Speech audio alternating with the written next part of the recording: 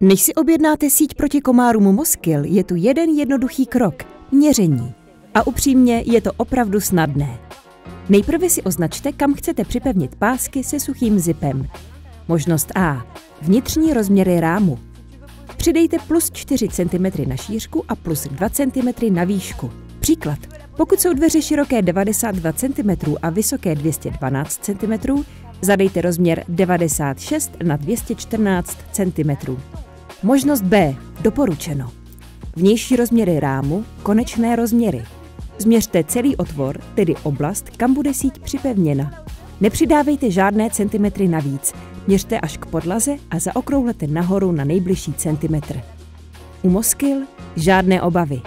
Nabízíme všechny velikosti, standardní i na míru. Pro všechny typy otvorů, včetně obloukových. Pokud si nejste jisti, raději ponechte trochu více prostoru. Shrnutí. 1 metr, 2 měření a můžete objednávat.